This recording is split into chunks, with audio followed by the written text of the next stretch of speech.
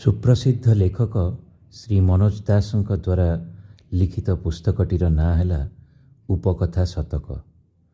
ଯୁଗେ ଯୁଗେ ସାଧୁସନ୍ଥ କଥିତ କାହାଣୀ ସମୂହର ପୁନର୍ବିନ୍ୟାସ। ଗଳ୍ପଟିର ନାଁ ହେଲା ମାନସରୋବରାଗତ ହଂସ। ଦେବତାତ୍ମା ହିମାଳୟ ଅଭ୍ୟନ୍ତରରେ ମାନସରୋବର। ଦିନେ ସେହି ଦିବ୍ୟ ସରୋବରର ଅଧିବାସୀ ହଂସଟିଏ କୈଳାସ ପର୍ବତ ଉପରେ ଉଡ଼ିବା ବେଳେ ଦୂର ଦିଗ୍ବଳୟ ପ୍ରତି ଦୃଷ୍ଟି ନିକ୍ଷେପ କଲା। ସେ ଶୁଣିଥିଲା ସେ ରଜତ ଶୁଭ୍ର ତୁଷାର ମଣ୍ଡିତ ଶିଖର ଶ୍ରେଣୀଠୁ ବହୁତ ଦୂରରେ ରହିଛି ବିସ୍ତୃତ ଜନପଦ, ସହର ଓ ନଗରୀ।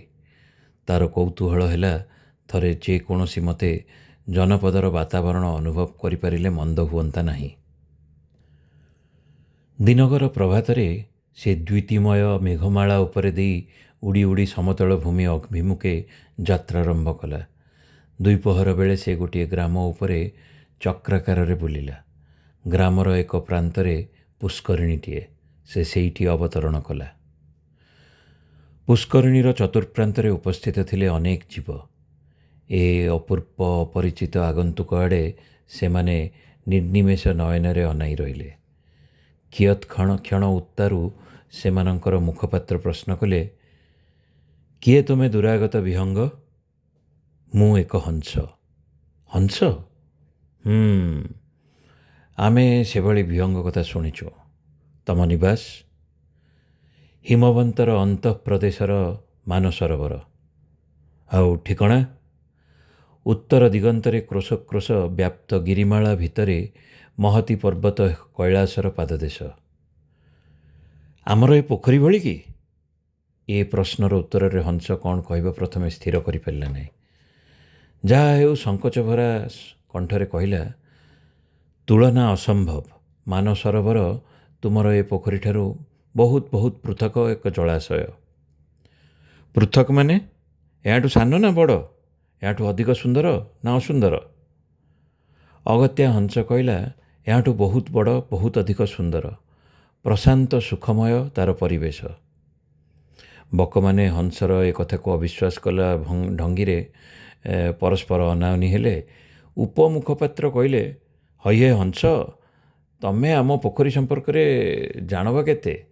ଦୈନିକ 20 ସରିକି ମଇଁଷି ଓ ଗୋରୁଗାଈ, 20 ସରିକି ନରନାରୀ ଓ ଶିଶୁ ଏଠି ସ୍ନାନ କରନ୍ତି। ଗ୍ରୀଷ୍ମ କାଳରେ ସେ ସଂଖ୍ୟା ଆହୁରି ବଢ଼ିଯାଏ। ପାଣିର ଗଭୀରତା କମିବା ସତ୍ତ୍ୱେ ତମର ସେଠି କେତେ ପ୍ରାଣୀ ଗାଧୁଆ ପାଧୁଆ କରନ୍ତି? ଗୋରୁ, ଗାଈ, ମଇଁଷି ଓ ନରନାରୀ ସେ ମୁଲକରେ ନାହାନ୍ତି। ମାନସରୋବରରେ ସ୍ନାନ କରନ୍ତି ଦେବଦେବୀ, ଅପ୍ସରା, ଗନ୍ଧର୍ବ ଓ କିନ୍ନର ବୃନ୍ଦ। ଆମ ଏ ପୋଖରୀରେ ଯେମିତି ମୁଲାୟମ ଦଳ ଭରି ରହିଛି, ତମର ସେମିତି ଅଛି? ନା। ତେବେ ସ୍ୱର୍ଣ୍ଣକାନ୍ତି ପଦ୍ମଫୁଲରେ ପ୍ରଫୁଲ୍ଲ ଦିଶେ ମାନସରୋବର। ତମେ ଖାଅ କ'ଣ? ପଦ୍ମଫଳ ଏବଂ ପଦ୍ମମଧୁ। ଏଥର ମୁଖ୍ୟପାତ୍ର ଟିକେ ଆଗକୁ ଆସି ହଂସକୁ ନିରୀକ୍ଷଣ କରି ପଚାରିଲେ, ତମକୁ କ'ଣ ଯଥେଷ୍ଟ ପରିମାଣରେ କୀଟ, ଜୋକ, ବେଙ୍ଗାଦି ସୁଖାଦ୍ୟ ମିଳନ୍ତି ନାହିଁ? ସେସବୁ କ'ଣ ଆଜ୍ଞା? ସେସବୁ କ'ଣ? ତମେ ପଚାରୁଛ ସେସବୁ କ'ଣ? ବୋଇଲେ ତମେ କୀଟ, ଜୋକ, ବେଙ୍ଗ ଭଳି ଖାଦ୍ୟଦ୍ରବ୍ୟ ସହ ପରିଚିତ ନୁହଁ, ତଥାପି ତମେ ସୁଖମୟ ଜୀବନଯାପନ କରିବାର ଭ୍ରମ ଭିତରେ ରହିଛ। ସମସ୍ତ ବକସେ ଅଟ୍ଟହାସ୍ୟରେ ଯୋଗ ଦେଲେ। ସେ ହାସ୍ୟ ବନ୍ଦ ହେବାର ସୂଚନା ଦିଶିଲା ନାହିଁ। ମାନସରୋବରର ହଂସ ଫେରିଗଲା ସ୍ୱସ୍ଥାନକୁ। ରୁକ୍ଷ ଓ ଅଜ୍ଞାନ ଆଗରେ ସୌକୁମାର୍ଯ୍ୟ ଓ ମହତ୍ତର ଜ୍ଞାନର ପରିବେଷଣ ଅନ୍ଧ ଦେଶକୁ ଦର୍ପଣ ବିକିଗଲା ପ୍ରାୟ ବିଡ଼ମ୍ବନା। ବିଶେଷତଃ ଯେତେବେଳେ ଦଳେ ଅମାର୍ଜିତଙ୍କୁ ଜଣେ ଏକାକୀ ମାର୍ଜିତ ସାମ୍ନା କରେ, ତେବେ ମାର୍ଜିତର ଅବସ୍ଥା ବଡ଼ ଦୟନୀୟ ହୁଏ।